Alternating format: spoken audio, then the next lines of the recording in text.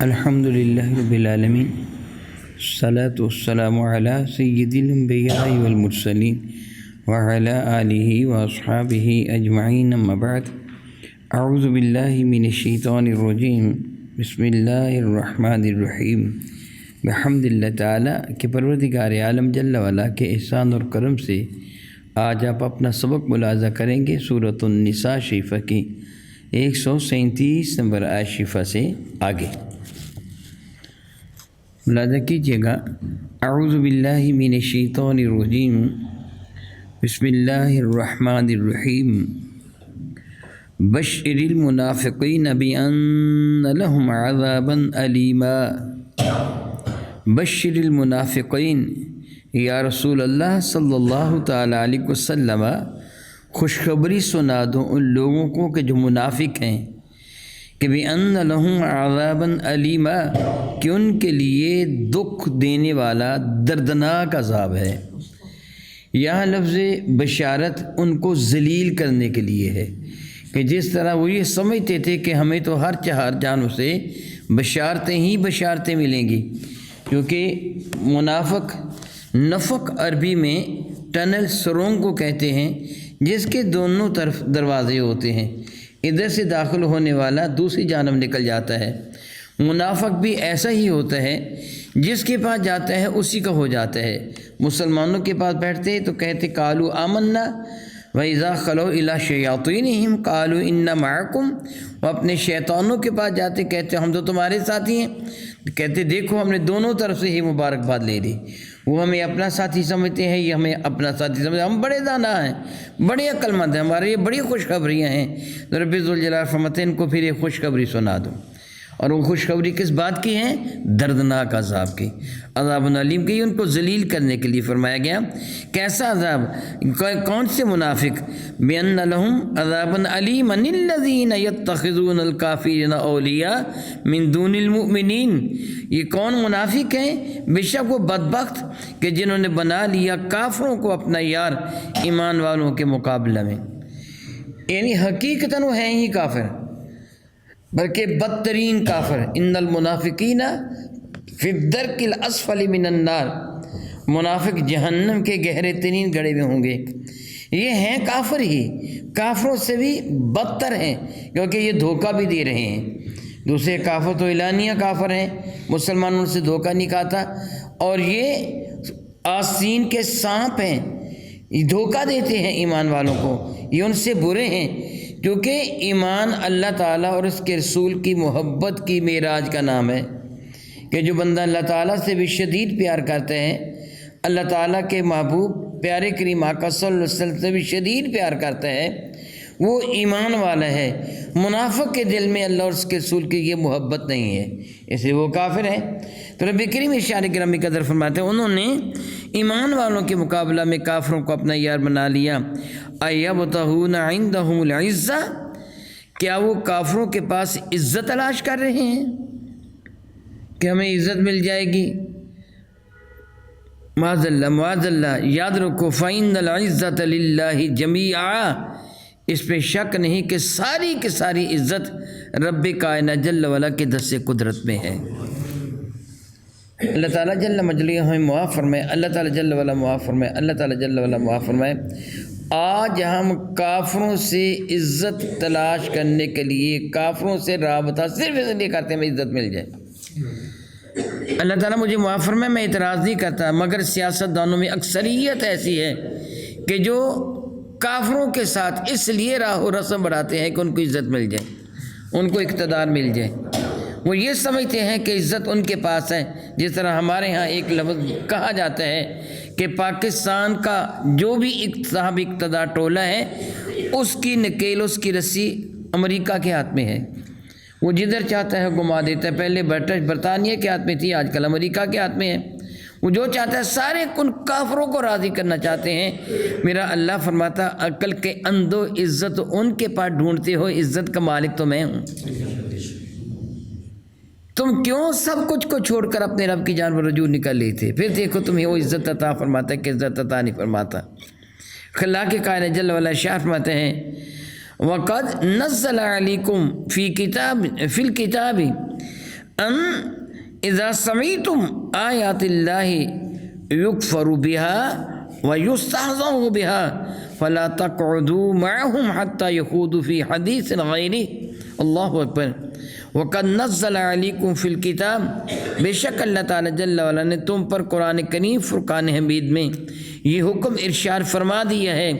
کیا؟ ان اذا سمعتم، یہ کہ جب تم سنو کہ آیات اللہ، اللہ تعالیٰ کی آیتیں، کہ یکفر بہا، ان کا انکار کیا جا رہا ہے، ویستہزأ بہا، یہ ان کی ہنسی اڑائی جا رہی، استہزاء، مذاق اڑایا جا رہا ہے.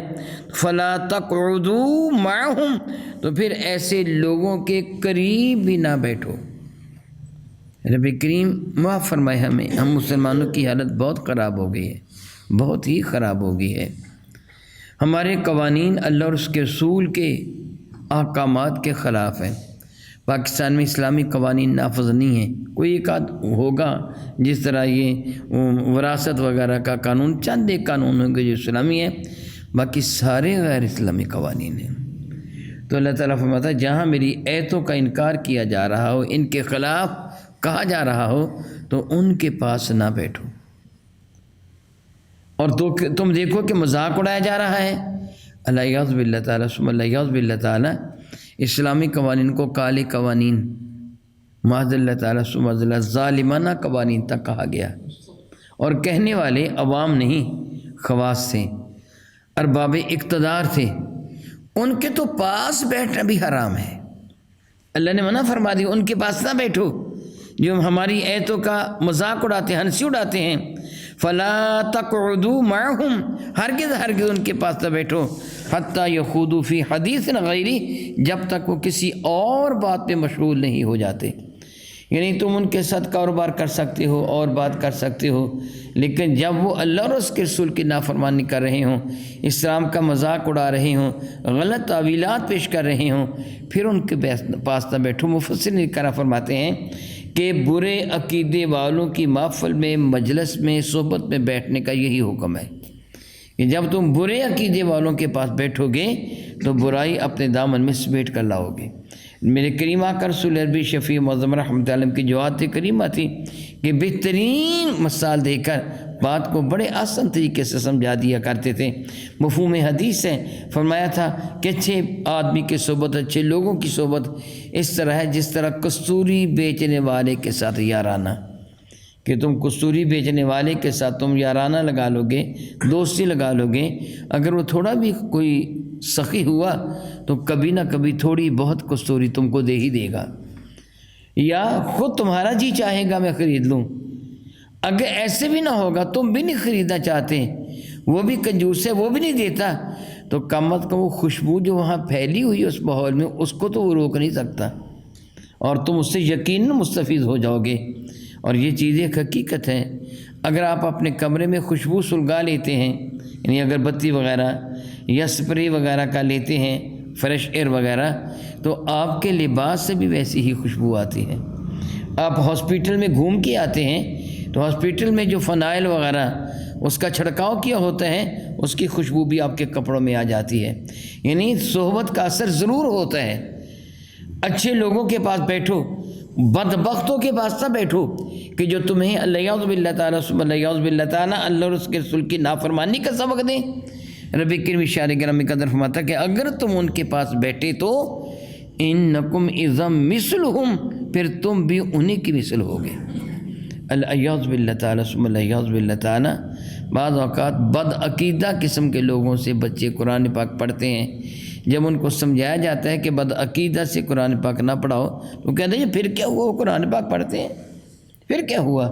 یاد رکھو بد عقیدگی کا اثر نہایت شدید گندگی کی طرح بڑی تیزی کے ساتھ ہوتا ہے. صحت آہستہ آہستہ آتی ہے، اب جاتے بیماری بھاگ کر آتی ہے.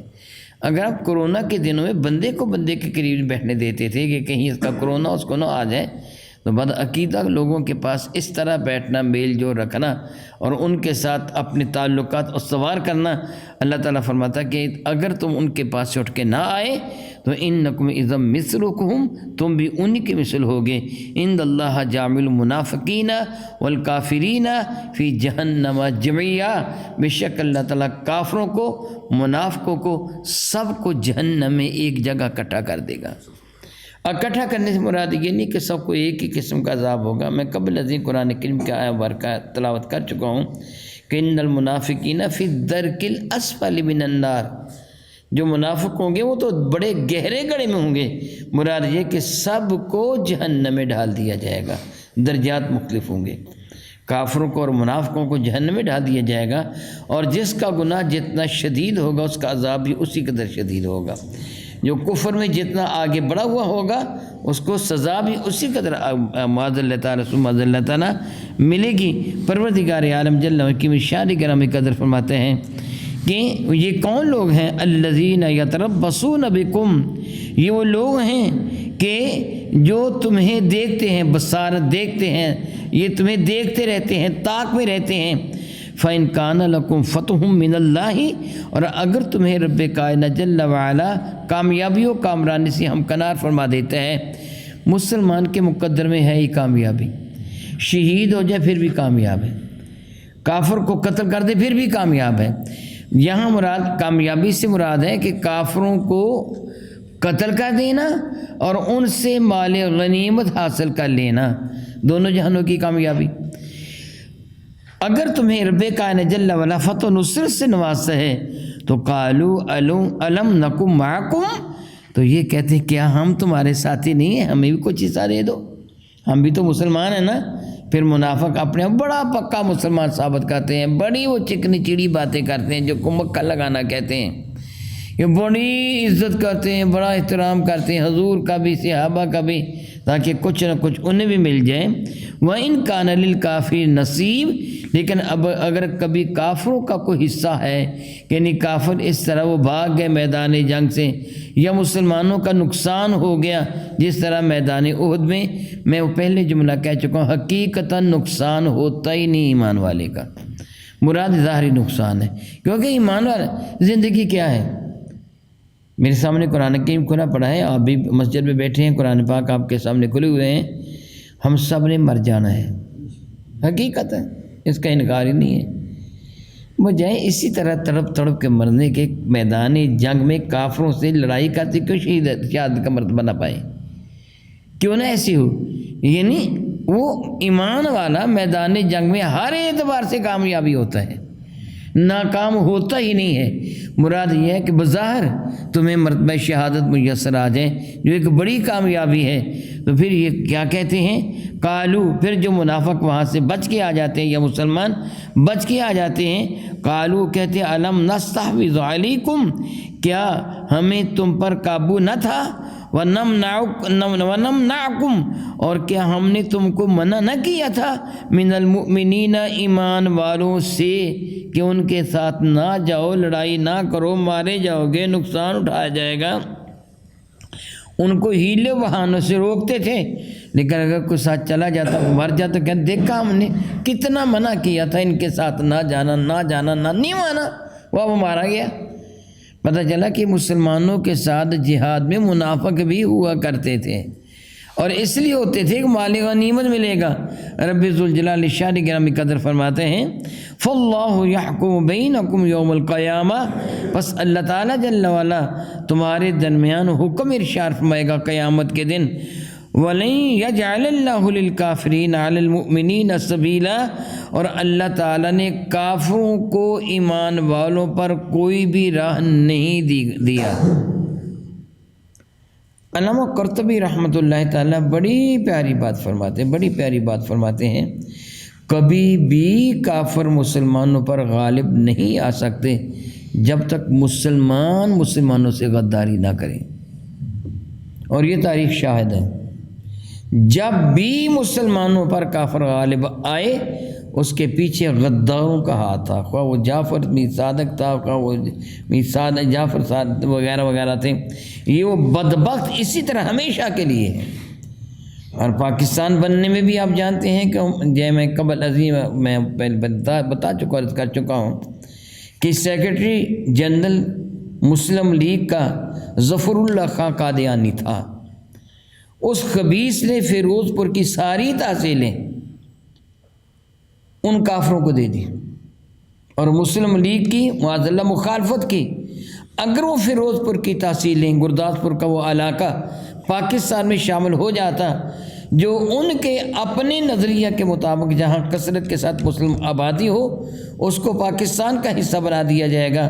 اس علاقہ میں کثرت کے ساتھ مسلم آبادی تھی مگر اس بدبخت نے ظفر اللہ خان نے ان کو کافروں کو دے دیا اور اسی بنا پہ کشمیر پاکستان سے کٹ گیا، یعنی وہ علیحدہ وہ حصہ ان کے پاس چلا گیا۔